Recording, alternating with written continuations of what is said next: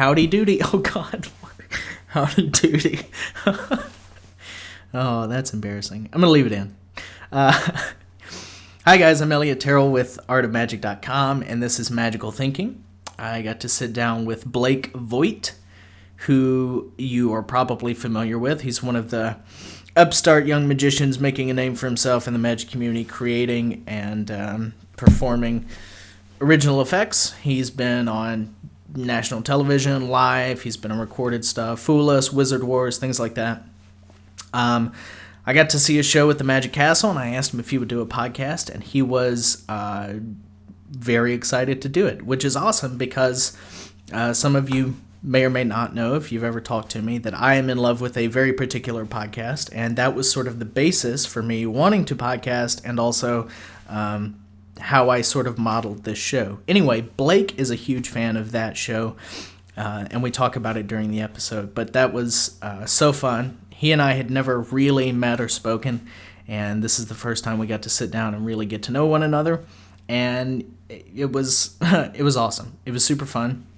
There are a couple maybe strange cuts during the show, and that's because we were we were recording in a place that had a few interruptions, so there may be some slightly strange pauses or little bits of maybe non sequitur-y kind of commotion. But anyway, I hope you guys enjoy it. It was a lot of fun. We'll definitely do it again. This is a shorter episode because Blake had to perform that night at the castle, and he had to run home and put on a suit.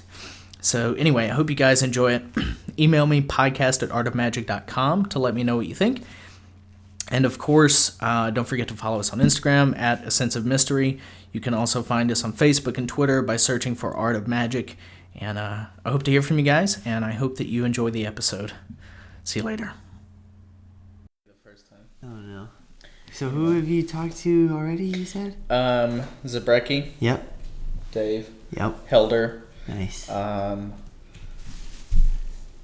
Vanderpiff. Nice. And then I'm talking to Gazzo tomorrow morning. Sick. Yeah. Have you talked, do you know him very well at all? No, I met him for the first time the other night. Gazzo? Gazzo. Oh, yeah. I don't know him at all, but just seeing his set the other night, he's got to have a...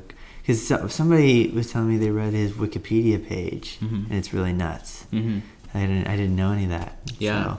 I was a busker for a while. And oh, cool.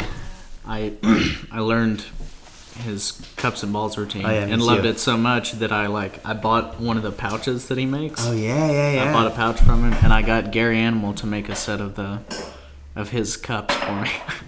Dude, I went all out. That's amazing. Does Gazzo know that, or did you tell him that? I plan on word vomiting all over him tomorrow. That's awesome. Fangirling out. That's super awesome. Yeah. Oh, thanks, man. Thanks, sir. You're welcome.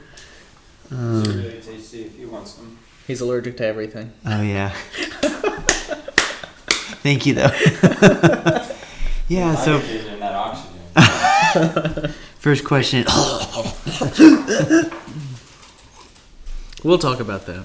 The allergies? Yeah. Nuts. Talk about your nuts. Talk about my hate of nuts. You're the first person that I've talked to that knows the show I'm ripping off. Oh, dude, I'm obsessed with it. Oh my God, that's the one I've listened to the most. Yeah. You made it weird. Yeah. So great. Yeah. I love that show. It actually did a lot for me. Yeah, it's really great. It's just the way he attacks those 3 points with each person is really interesting. Yeah. So I'm going to have you say keep it crispy at the end of this. Amazing. Just to start it off. Just to start it off. So awesome. No, anyway. Keep it crimped. Keep it crimped. Keep it... keep it secret. Keep it secret. Is there a name for the podcast? It's called Magical Thinking. Cool. And it's just... keep it magical. Keep it magical. I don't know. Keep it magically delicious. Cool. No, I don't know. And it's on iTunes, or where are you putting it? It'll be on iTunes. It's on SoundCloud right now. It hasn't released yet. We're going to release it when we release our new site, which we're launching. Is that called Keep It Magical as well? It's called artofmagic.com. Oh, nice. Yeah. That's awesome. So this is the podcast for Art of Magic. Yeah. Very cool. Smart. Anyway. Yeah, we'll talk about that a little more after Sweet. the show. Sweet. But yeah, so we can go anywhere you want to go, talk about anything you want to talk about. Okay. But, I've got a lot of stuff written down over here. I'll take more notes throughout. Awesome. But I'm good. I just have to probably, since I'm so close, like 5:45, 5:30. Okay. Like, just so I can get my suit on. Sure, yeah, that's fine. Are you performing? Yeah. Oh, yeah. The castle tonight. Yeah. So that's it, though. Other Yeah, than that's that, fine. no questions are off limits or anything. Okay, cool. Yeah. Ugh, that just, I don't know. It makes me... His ball boy. Oh, no. He's gonna make a lot of noise. Yeah. There's a little scuttling. Whining. I don't know, of course. No, he's gonna wonder where it is. That's funny. Anyway, so there's no real way to start. You want me to kind of give you an overview of what I want to talk about? Cool. So you're one of the as far as I'm concerned, you're one of the youngsters Right. that has a name that people know in the community. That's cool. As far as a creator and as far as a Trying to have consultant one, and stuff yeah. like that. Yeah. And you're pretty visible as far as the work you've done and your creations and things like that. So I want to talk Thank about you. how you approach that stuff, how you approach or what you think the younger magicians are going to take away from that. I also want to talk about how you think about magic and how you create and the process and all that stuff. Cool. And then I want to talk about your humor a little bit, which I find interesting. Thanks. Because I really enjoyed your show, and Thank it you. was funnier than I thought it was going to be. Not because I that's didn't good. think you're funny. It was. A I'm nice not very surprise. serious when I perform. No, it was lovely. But Thank anyway, I guess we can start at the beginning because you have a really beautiful little short film on your website about Thank you. being obsessed with your dad's workshop. You Yep. want to tell us about kind of growing up in Indiana and getting started and Yeah, cool. that kind of stuff? Yeah. Oh, is it already recording? Yeah. That's hysterical. Oh my gosh. Well played. Holy cow. Wait, so what was the question again? No, I'm thrown. Just getting started. Daily life in Indiana that kind of put you in the magic. What got me going was a magician in my hometown. Mm-hmm. So when I was 8 years old, we all went to a local Pizza Hut in my town, and there was a magician there one night doing like table magic, walk around, and I just was like became obsessed very quickly, and then found out he was at that Pizza Hut like every Wednesday night, the first Wednesday of every month. Mm-hmm. So I started making family members take me there on Wednesdays, and then I found out that on the second Wednesday of every month he was at a one town over Pizza Hut. The third Wednesday he was at another one. So that it became a point where for about 9 or 10 months every Wednesday I was eating at a different Pizza Hut. Seriously, at a different town, just to see the same guy. Mm-hmm. And he had a lot of material, but I liked watching the same one over and over again. And I became known as like the kid who was always at Pizza Hut. Like he recognized me and my family and family members who would bring me and stuff. And then for my 9th birthday party, my parents hired him for my party, and then I was done. That was the end of it. So I was obsessed. That's cool. Yeah. That's really cool. He was awesome. Marcus Lehman. He's still performing in Lebanon. Now we're friends. We've done gigs together in Lebanon, and he was like my mentor growing up. I'd always ask him questions like, how do you get paid at a gig? Like all those questions. Yeah. So he was really nice to have as the guy I could ask those questions to. That's cool. Yeah. And then, so in the little video on your site, you're like making things with your dad. Yep. Was did that play into sort of becoming the creator? Yeah, so I mean that video you're referring to, Peter McKinnon made, and it's kind of it's more of a story than like a legit story. Okay. So like my dad didn't have a shop. Oh, no. It's ta-da magic. But the story of like, my dad's dad is a carpenter. Okay. And then my mom's mom is really crafty. Mm-hmm. So like both sets of my grandparents, whenever I would stay with them, I would always be either making something out of wood, or like my grandma was super into origami.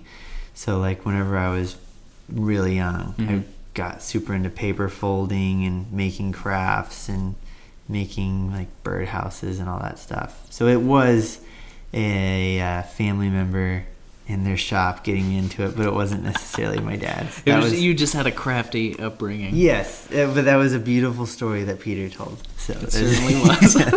I just told him, like, I went to Canada and I'm just so obsessed with everything he does that we just hung out for the weekend, and I was like, anything you want to make, I just want a video that mm-hmm. you made about me, So that's cool. What, that was the story, and that was his dad in the video. Oh, in his okay. dad's That's cool. shop. His dad makes guitars, and it was like the coolest shop ever. So that's awesome. There's so much truth to this story, but it's not literal. Okay. So well, that's even better. I feel like. Okay. Cool. That's really cool. And he also did your photos for when you were on the cover of Magic, right? Yeah, he did. That was the same weekend. I like fangirled out one night and wrote him like a super long email a couple years ago.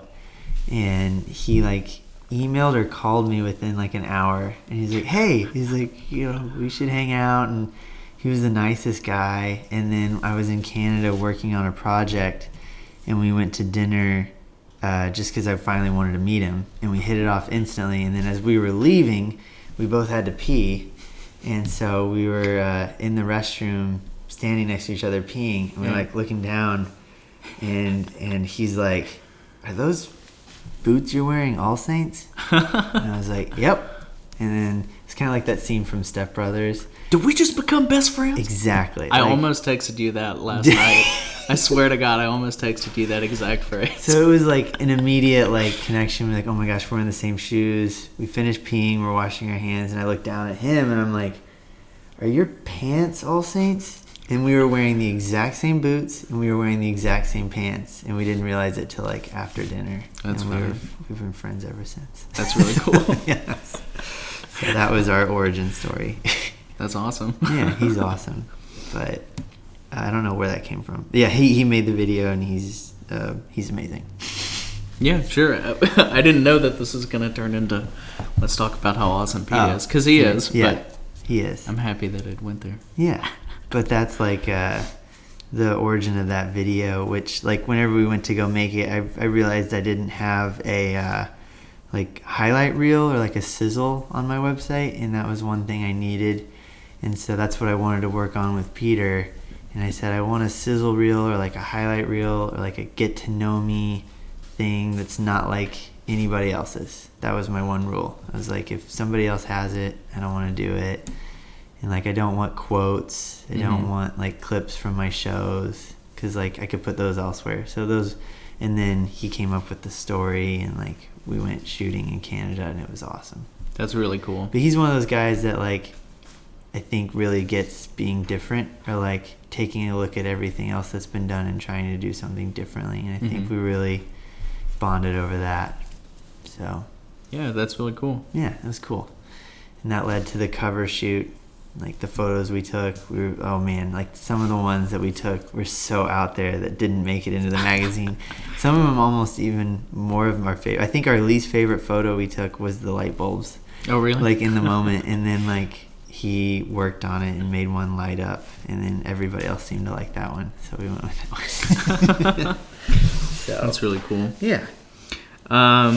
Okay, I want to talk about your creative process a little bit, because without that you probably wouldn't be consulting for television shows and appearing on television shows and things like that. So and this kind of goes back to sort of your origin story, is like your creativity comes from your grandparents, so maybe not wholly, but how much did like you talk about in your show your allergies. How much did your allergies play into, like, were you like an outcast as a kid for being allergic to everything? And how much did that influence your magical? What trauma was there in your childhood that made you a magician? That's a really funny question. Going deep, very deep. No, I think when I was growing up, there were things that made me different.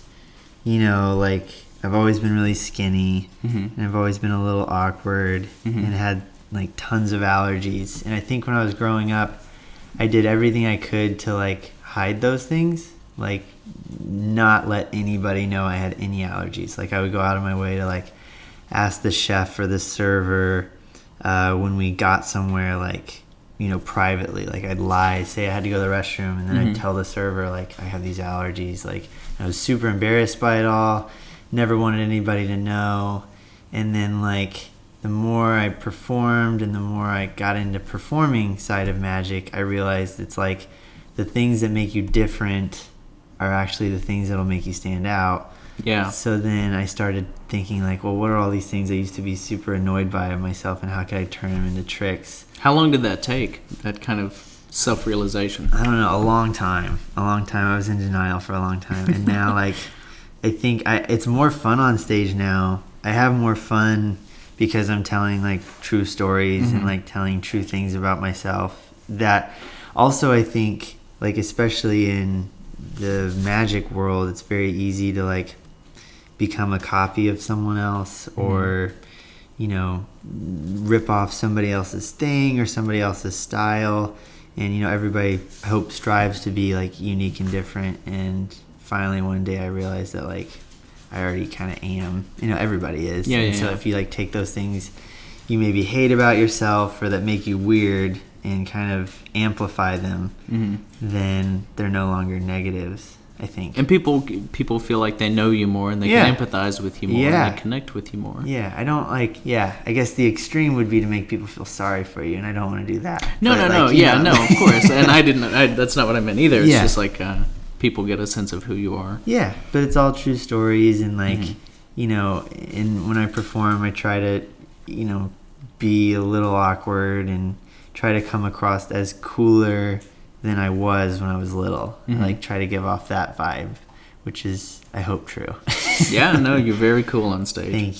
Thank you. But like I get a girl involved on stage usually in some way, shape, or form. Sure. And I try to pick a really pretty girl, and then like in a way kind of saying like I would have never done this when I was younger. Like talk to women, I guess. Like they scared me.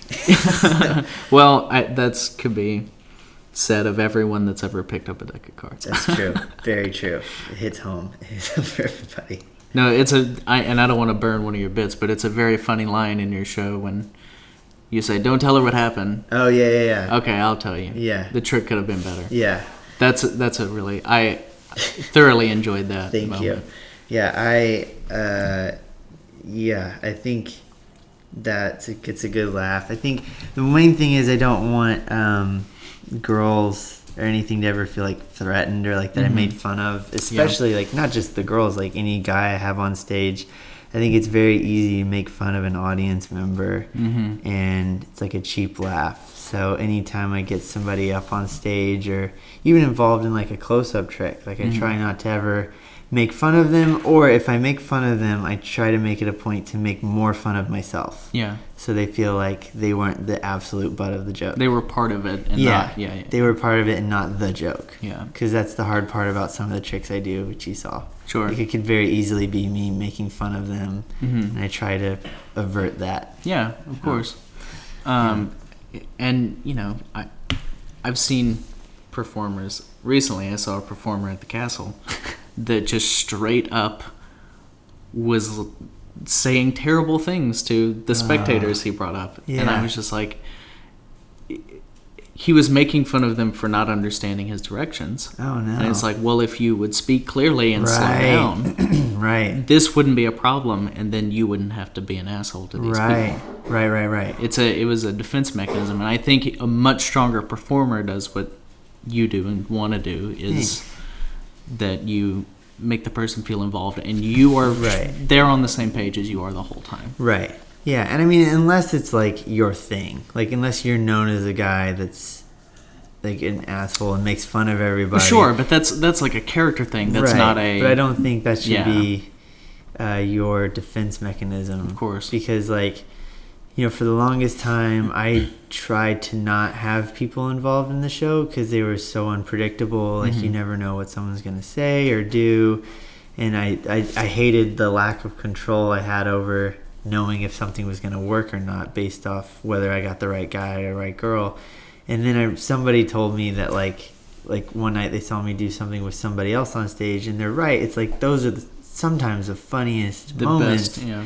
are the moments that, like, people create that you could have never thought of or, like, you would have never thought to try or, you know, and then after they say or do something, then you try to recreate that. So it interjects an unpredictable element of the performance, which now I love. But I think because I'm putting so much stock and faith in their ability to make it great, I'm not going to treat them poorly. You know, Yeah, it's like, of course. I'm like, here we go. This could literally be the best trick. Like, please help me. You know, instead of like, hey, come on, like, listen. Yeah. You know, like, I don't know. So that's how I look at having them on stage, I guess. Yeah. I don't know. No, that's cool. Yeah. It's good.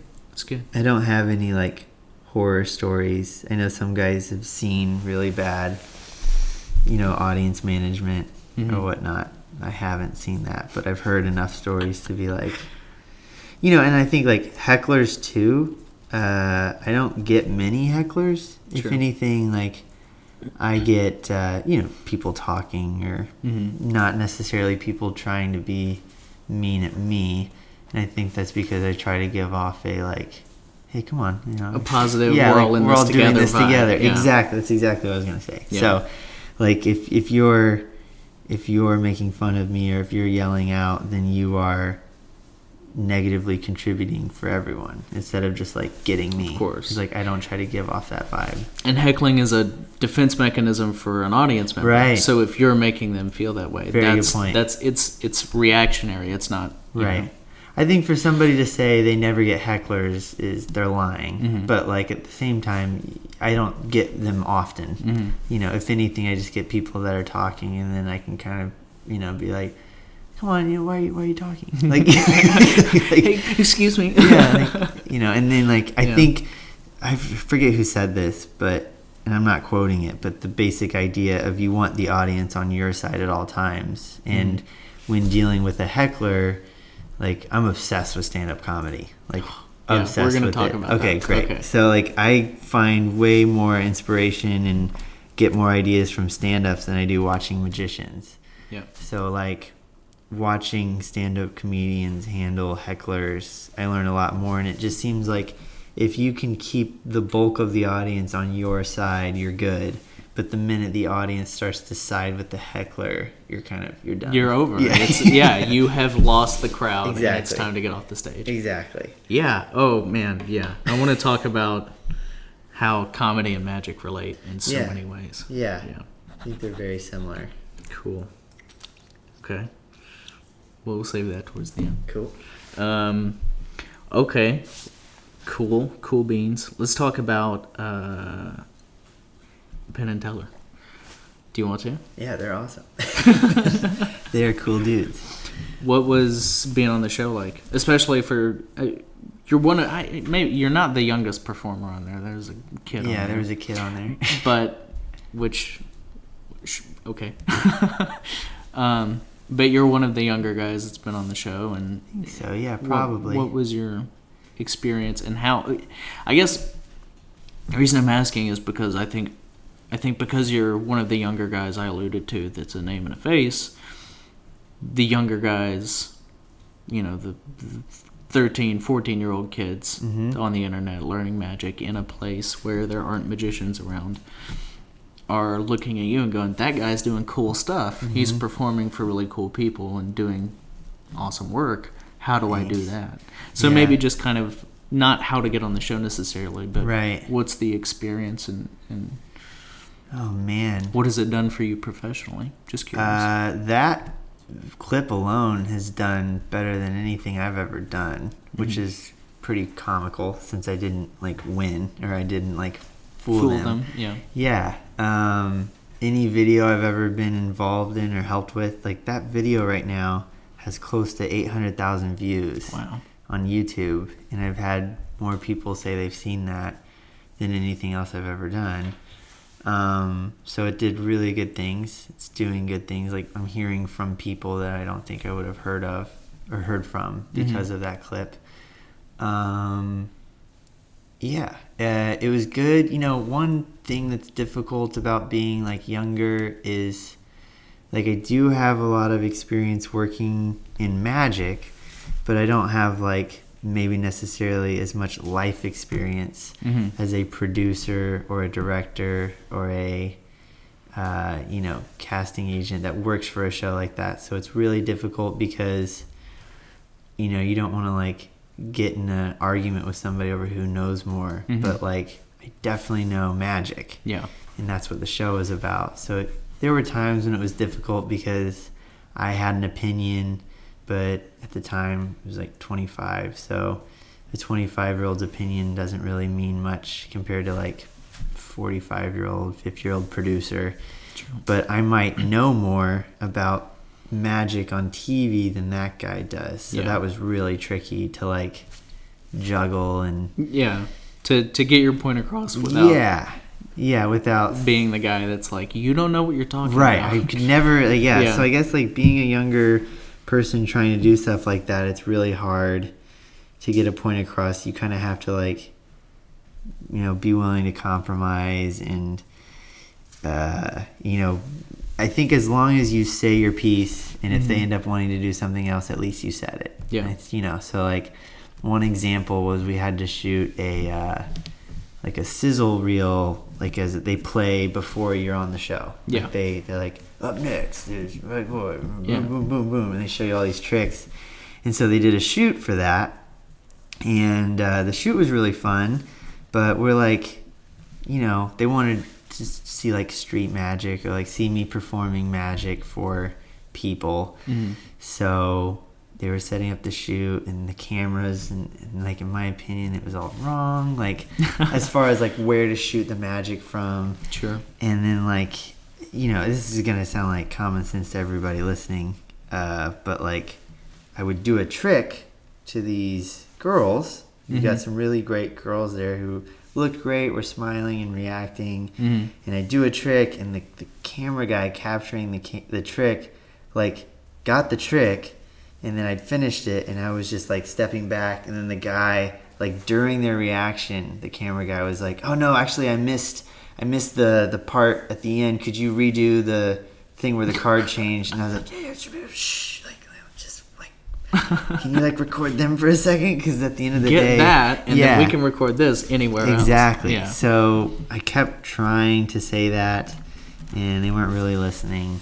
And then it was really funny because I went there to film in Vegas, and the guy who directed it was so awesome. His name is Seth Howard, and he was a super cool dude, but like ran into him and he was like, yeah, so we looked at the footage and it didn't work, so we're gonna reshoot, but like everything you kind of said, like we're gonna redo all that, but just so you know, so like the sizzle they played in studio for the audience never aired because it was awful. And then we went back out and reshot all this magic with a different camera guy and different crew, and anything I said they kind of listened to, which that was nice. But like it is difficult being younger, working with older people, and not, you don't want to come across as a know-it-all or like more than they do, because at the end of the day they probably in general know way more than you do. Of course, sure. But it's like you might know one small category, and it's like, how do you interject your knowledge on that one category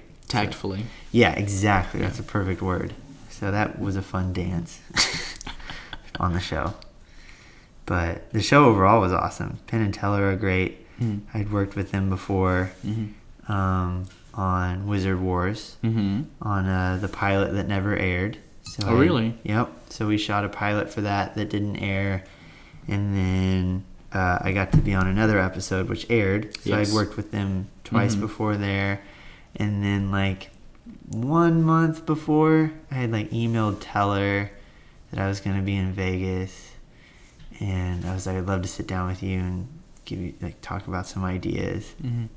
And I'd showed him something very vaguely similar to what I did on the show, but it wasn't the same. Sure. But I think they thought it was the same thing at the end of the day, and they made all the jokes. And the funny part was I put up a fight for 10 minutes. There's about 10 minutes of footage that they cut out of me arguing with them. Not arguing, but tactfully disagreeing that they knew what I did. Yeah. So I didn't want to roll over. Mm-hmm. But at the end of the day, I was really happy they took all of that out. If you watch the clip, at the end, they're like, we're not fooled. And I'm like, okay. And then that's the end of it. But they cut out 10 minutes where Teller thought there was splitting involved. I think I can say that. Yeah.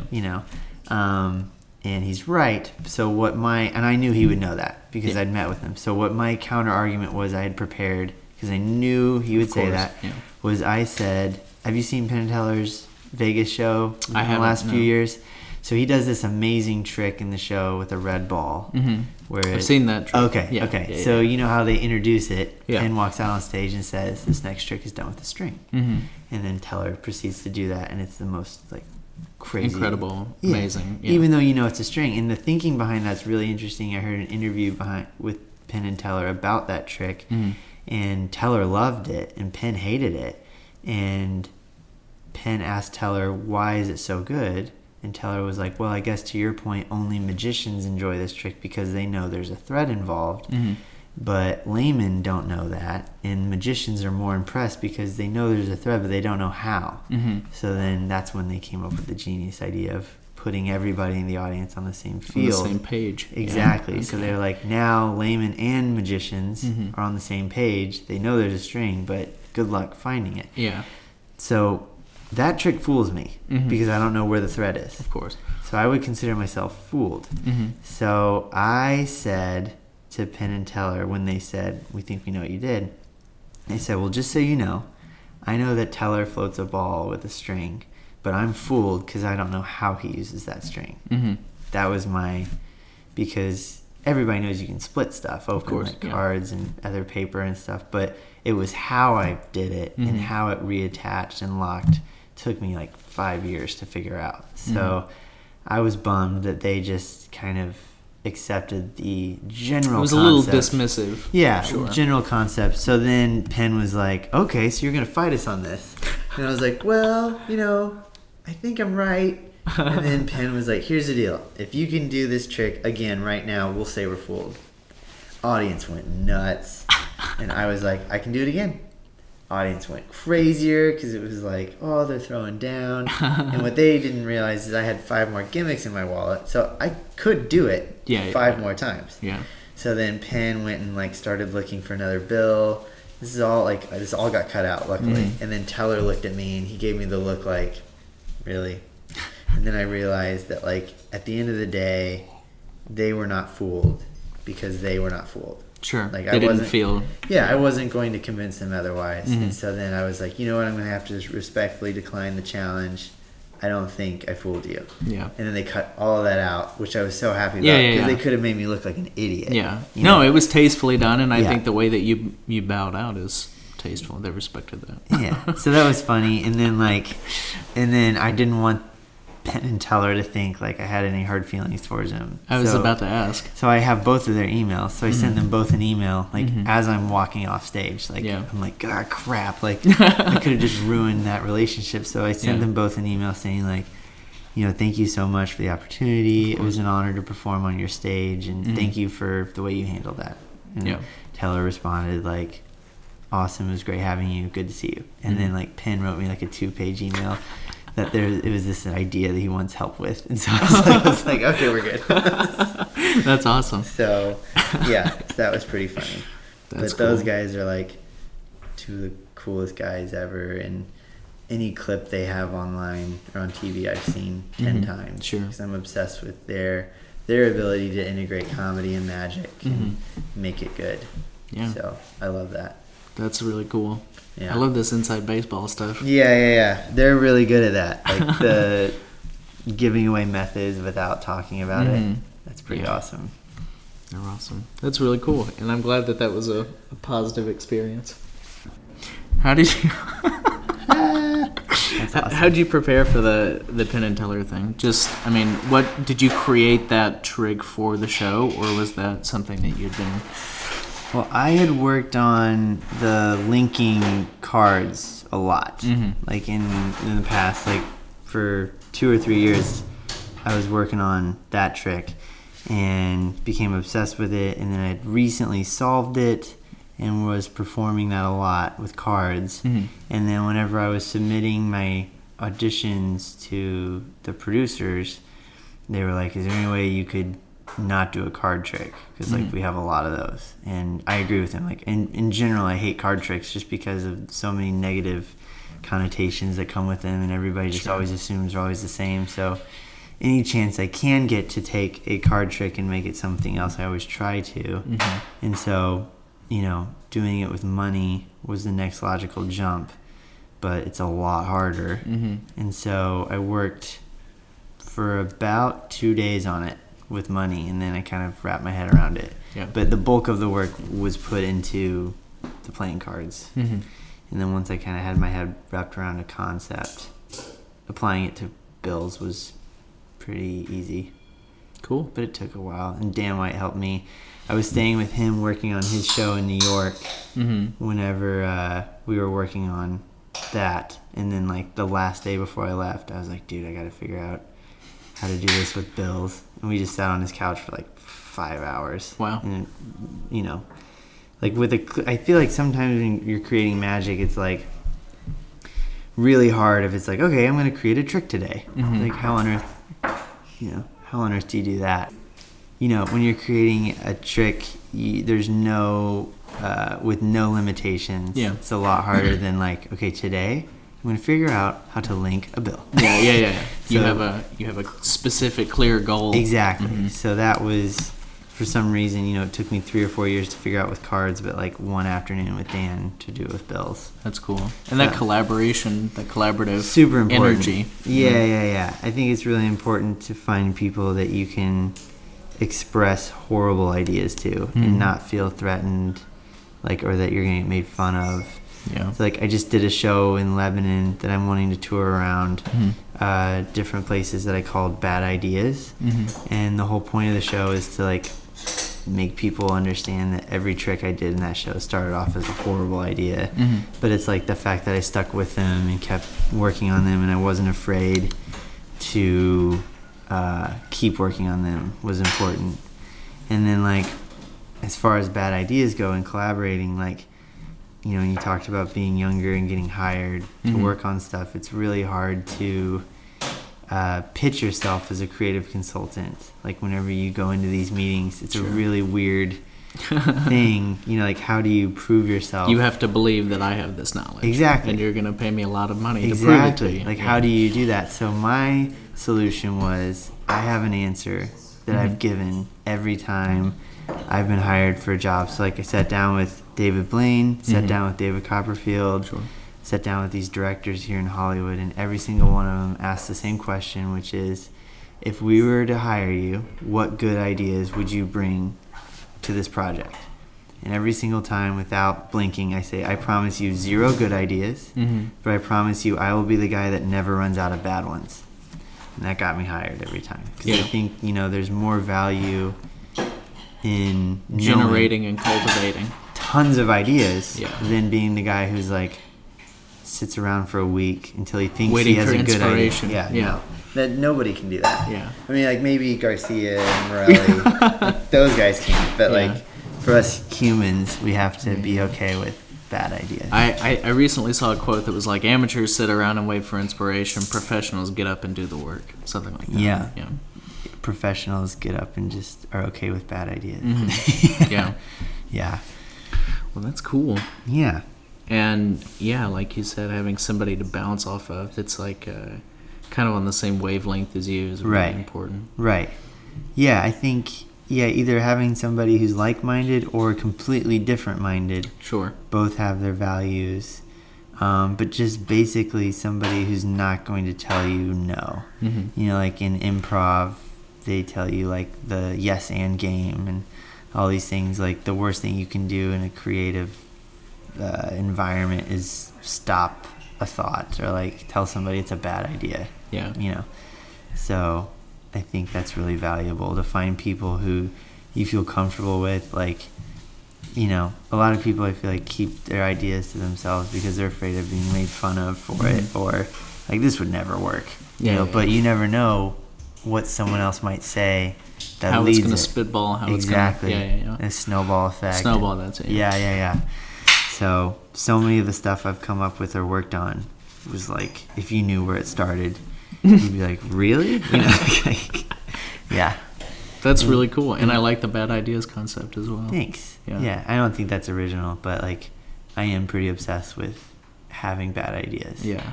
It's easier to have them. Yeah. So.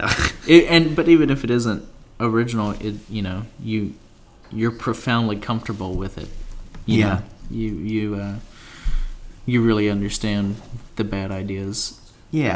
Philosophy. I try to. Yeah, I think I definitely live by that, and I think like sometimes people who are dubbed as creative or like guys in the magic industry who are seen as having only good ideas, like that's could not be further from the truth, because like I've worked with all of them and they have just as many bad ideas. Sure. But it's like they never stop. It's an evolution. Yeah. So I wonder, is there anything that you've put out that you go, I wish I hadn't put that out yet? Oh yeah. Everything? Oh, yeah. I didn't mean it like that. I think the first trick I ever put out, called Ringer, put it out too early. Like I became obsessed with like releasing a magic trick. So I think that a lot of everybody goes through that phase. And I had done the trick for a while. And what happened was I toured around different magic conventions. So like went to all of them and was showing everybody my tricks I'd created, and Ringer was one of them, and I just wanted to like release it. And I worked with somebody to put it out, but then like I showed them the trick and they're like, well, it'd be better if it was a gimmick. Like it needs to have a gimmick. Can we add magnets? And all these things got added, and it wasn't the trick I do. Like it was a more marketable thing. But I was like blinders. I was just like whatever. Magnets, easy. We can add magnets. Tape. Tape. We can add tape. Whatever you want to add to this to make it more complicated and less of a good trick, let's do that. Because that means I'm going to put a DVD That means my up. name's out there, Yeah, so it was a learning experience. And then that trick took a year and a half or 2 years to come out. And 2 years later, I was doing different stuff. So by the time the trick came out, I was so annoyed that it came out so late, and I would never do it that way. So then I worked with Penguin Magic, and I was like, yo, I don't want any more money, but like, can we add a bonus to this that like people get? So they get the updated handling, because I felt so awful. I told the company that put it out not to release it. I gave them a 3-month warning. I said, put it out in the next 3 months. They didn't. And I said, okay, if it's not out within the next week, I don't want it released. Because it's not the trick. It's not me. It's not my style. It's not me. We could redo it. I'm totally cool with refilming it and putting it out again. And then a week went by. I didn't hear from them. So I sent him a message that said, like, respectfully, would like you to not release this. It's not me. And like 3 days later, I saw it on Penguin, and I had no control over it. So it was horrible.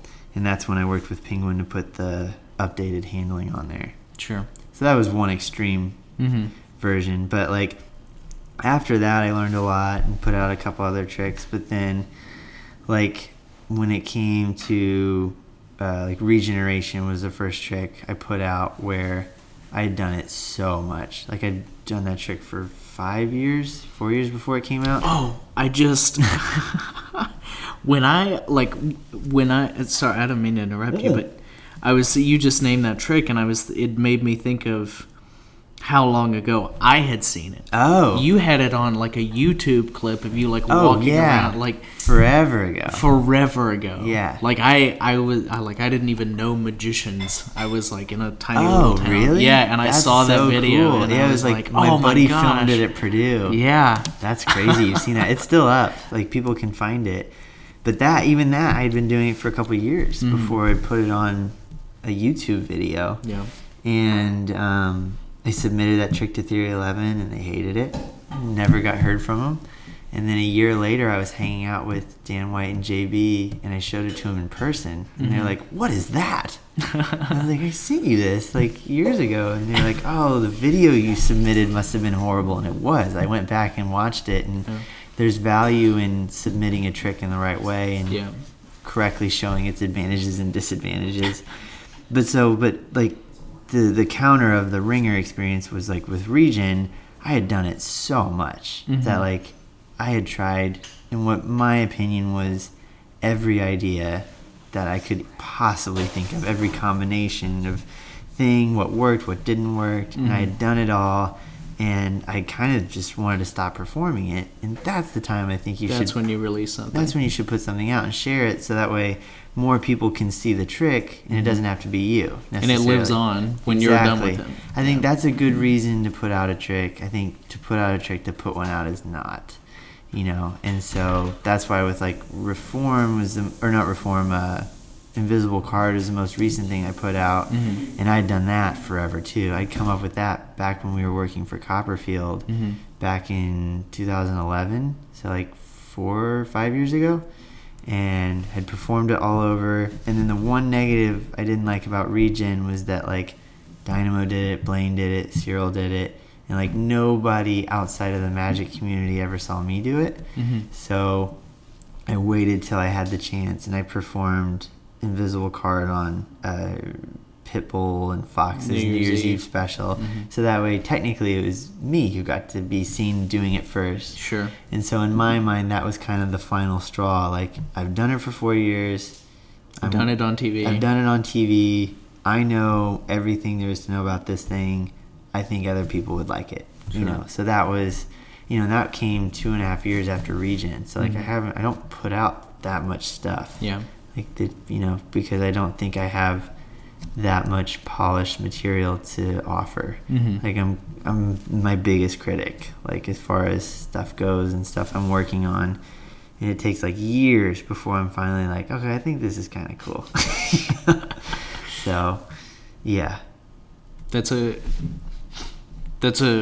lot of growth that's happened since. Yeah. Well, I think it happened because I learned the hard way. Yeah. Like I learned my lesson, and if I wouldn't have had that experience, I would have never known. So I'm really grateful for it. Like I would do it again if I went back, but I'd never do it again. Sure. So yeah, if that makes any sense. No, absolutely. How is that stuff like Wizard Wars, Penn and Teller, the Pitbull New Year's Eve thing, has that affected your day-to-day life at all? I'm sure it's affected gigging and being professionally booked, but do you have fans? No, not really. I mean, I've had magicians mainly. I think I've like become known in the Magic community, which is super cool. But like outside of Magic conventions or like the internet, where people can say nice things, it's like not really. Only recently have I started being recognized in public, and that was for the Fool Us thing, which was really crazy. It happened in an airport recently. Really? And a guy came up to me and he was like, "You were on that Fool Us show." And like me immediately being an idiot was like, "Yeah, what kind of magic do you do?" Because I like assumed this guy was a magician, and he was like, "Oh no, I don't do magic." That's like, amazing. "I just love that show." And I was like, "Oh." So that was like 2 weeks ago that happened. That's the first time and only time that's ever happened that a non-magician recognized me for my magic. That's cool. Yeah, it was a cool feeling. That's really I immediately like texted my mom and dad. Like somebody just I totally geeked out over it. Oh yeah. See, I told you it was worth it. Yeah. That's so cool. No, I've sent that message, and I haven't even been on TV, but I'm like, see, I told you it was fun. That's so awesome. Yeah, Yeah. So it's good feeling. Yeah. But That's not really why cool. I do it, but cool that No, it of happened. course. Yeah. Not a bad thing. No, yeah. It's not the goal, but it's a perk. Right. Yeah. That's really cool. That was cool. Okay, let's see. Okay, so this is, let's see, the site's not going to launch until mid-February. It's Okay. like mid-December now. Yep. And you're at the castle. That was just to give people kind of perspective on when this is happening. Yep. So you're at the castle this week. Yes, sir. And I'm going to say it again. You're at the castle this week. Yeah. Just because I said it 4 times. Yep. And you're finishing your set with cardistry, pretty much. Yeah. Yeah. I mean, I have so many friends that are so good at cardistry that I feel like I would be insulting them by calling what I do cardistry. But, like, I do flourishing and talking about my development as a magician through my ability to handle cards. I would say that before I say I do cardistry. Well, yeah, but... I mean, the person's house we're currently sitting in, I feel like... They do cardistry. Yeah, they do cardistry. Sure. And that's... I just meant... But to a layperson. Yeah. Oh, You're man. doing cardistry. Yeah, to a layperson, I'm... Yeah. But I think that not many people get to see it, and I've always wondered how cardistry or flourishing could be put into a magic context and not step on each other's toes, because I have a lot of friends who think they're the same thing. I have a lot of friends who think they couldn't be more different, and I agree with both of them to a certain extent, and I try to get that point across in what I do. It's about giving a context. Yeah, I think like people should understand that it's a skill, it's not a trick, but it can be cool. And then I like bookend it, or I finish it by doing an actual trick with the deck that I just shuffled. Yeah, which is a very cool trick. Thank you. And it's also it provides a nice, highly visual finale. Yeah, it's you're literally putting an exclamation point on your set. Yeah, I try to. Yeah, and I think it's hard to do that with just cardistry alone.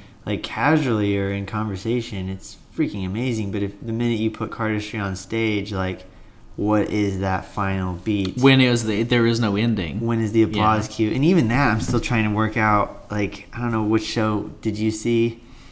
Like, you were in one of them. I forget which one it was, but there's like nights when it feels right whenever I finish certain phases, because I do like a progression. Like I do overhand shuffle and then into like a pretty complicated like 6-packet display at the end. So it's like, but at what point does the audience clap?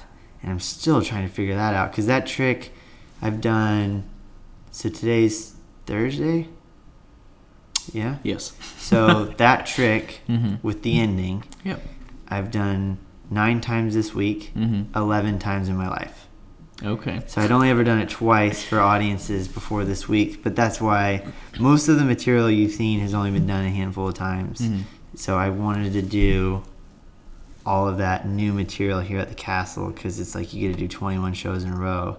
And I'm a big proponent of, like, you can sit around in a room with a mirror for years thinking about a trick, but you really got to get it in front of people to figure out if it's like stand-up. Exactly. Oh my gosh, yeah. But I mean, like, the fear of failure conquers me a lot, you know, and like the fear of maybe I'm the only one that thinks this is cool.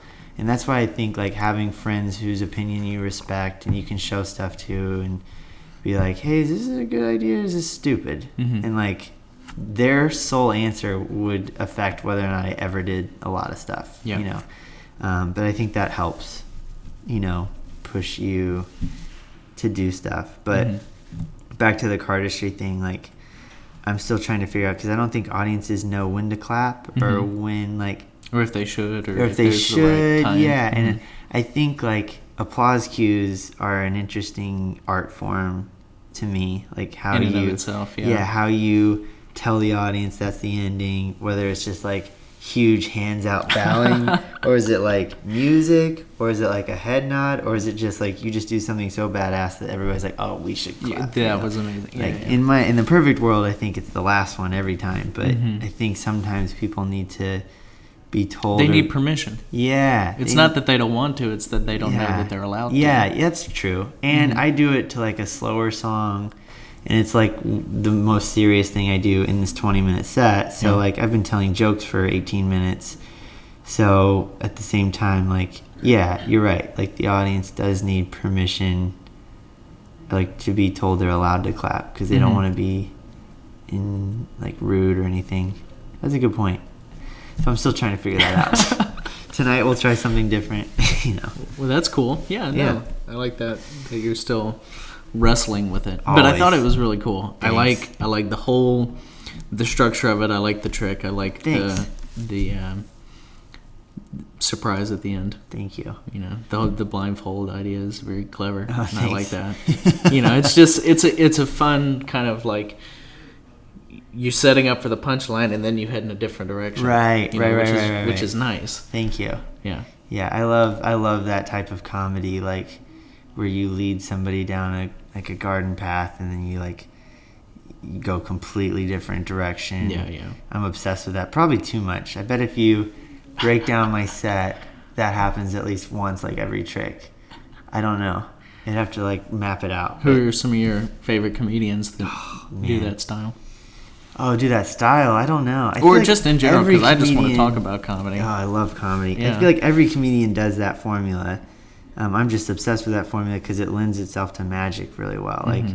Or the classic magician messed up type premise, or that thing with the guitar case is brand new, but I love that premise because it's it really seems like I messed up. Yeah. So the contrast of it is really high. Yeah. From what you are expecting to what you get at the end.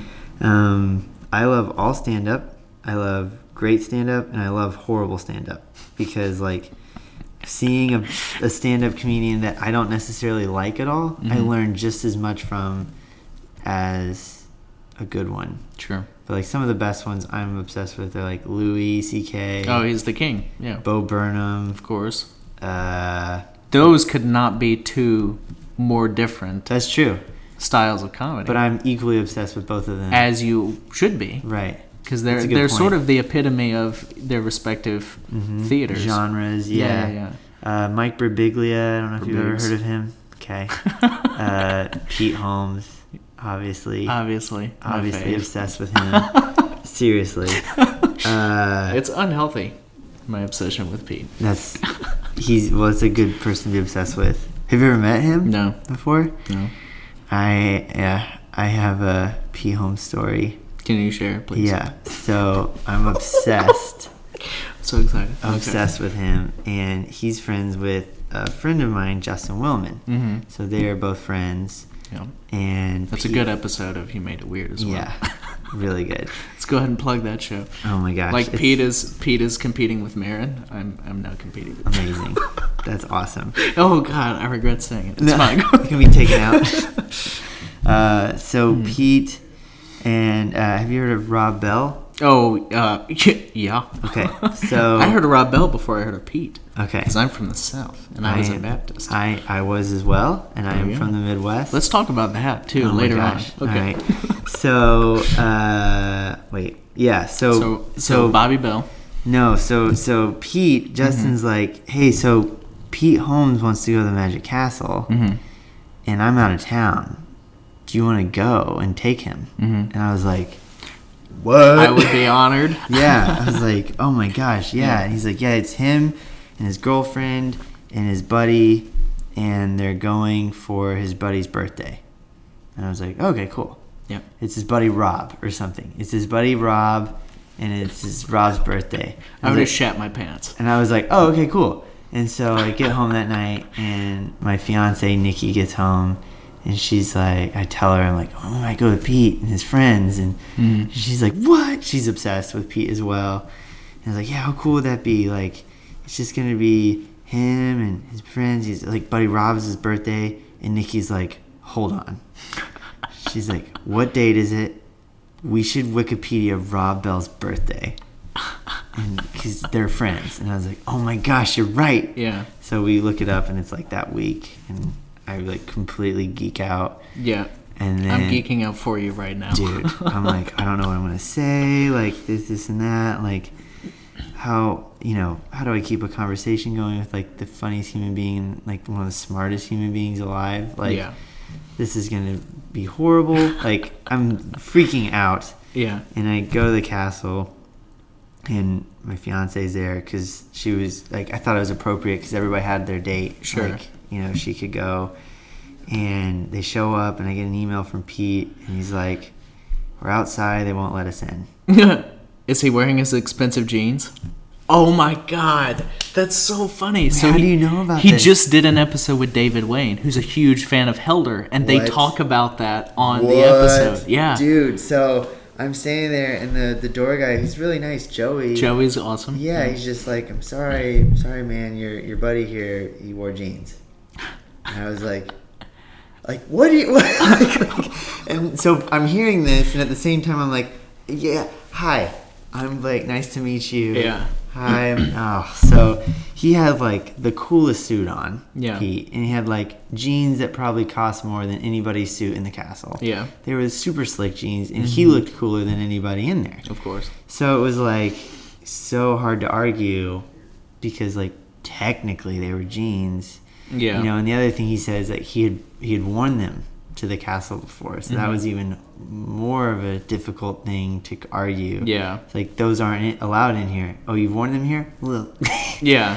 And then it was just like, well, you can't come in, but he was like, well, do you want to go in? So then it was almost like me and my fiance and Rob Bell and his wife. Yeah. And then they were like, no, let's go grab dinner somewhere. And I was just like, like I felt responsible. So then I had to give Rob Bell and his wife like a 5-minute tour of the castle while Pete was waiting for the valet to drive his car back around. Oh man. So I was like, well, here's upstairs, there's rooms over there, here's a bar, that owl moves.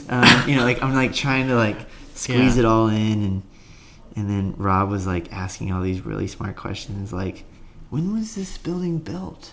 And I was just like, crap. I'm like, I'm the like I know so many guys that go to the castle. Could have rattled it all that off, know all these cool facts about it, and I just felt like I was the worst guy for the job. So that was my one time I've ever met him. And so I met him. He was ridiculously nice, but obviously annoyed. Yeah. You know, but he handled it really well. And yeah, that's my Pete Holmes story. I'm still obsessed. Good. Yeah. As you should be. That's awesome. Yeah. That's so cool. I don't know if it's awesome. I feel bad. Yeah, no, it's a terrible story. Your dick went inside your body. I know. It did. I felt so bad. Yeah, I get that. That's like the worst possible outcome. Yep. You just gotta have a do-over. Yeah. I think I emailed him like a really long apology letter. Yeah. I think, but it'll happen again sometimes. And now I have that story of like, hey, you remember me? I met you outside the castle when you were in jeans. I don't know. That's so funny. Yeah, so he has an episode with David Wayne where... I haven't heard that one yet. It must be new. It is new. Okay. It's like a couple weeks ago. And David Wayne saw Helder in the close-up gallery and went up to him afterwards and was like, oh my God, that was the coolest thing I've ever seen. Oh. Like, I want to learn your stuff. Awesome. So he bought Helder's book, Reflection. Oh, yeah. Which is out of, like, no one has that book. It's like a hard he bought thing it from Helder or something? Yeah. That's awesome. He like got a copy of it and read it, and there's like 15 minutes talking about the castle and Helder, and that's when Pete brought up. He was like, I was wearing really nice jeans. Is that all he says? I gotta hear that. To hear the story. Gotta listen to it. Yeah. Oh my gosh, that's so funny. Yeah. The true story. That happened. I'm so glad that this happened. This is the other end of the story. Yeah. Yeah. That's awesome. For part 1, listen to the. You made it weird. For part 2, let's talk. Okay, so let's talk about Louis and let's talk about Bo and the different, because some of the people listening may not know. Louis writes from stage, pretty much. Yeah. He has concepts and then he just kind of forges his path on stage. And then Bo, every moment, every second, everything is totally scripted. Yeah. I feel like Louis is a good example for like when I got obsessed with him years ago, was kind of around the time I was realizing like, who would have thought a guy like a heavyset guy like that, like making fun of his bad habits would be so entertaining. Yeah. And that's when I realized like, oh, that's just him. Yeah.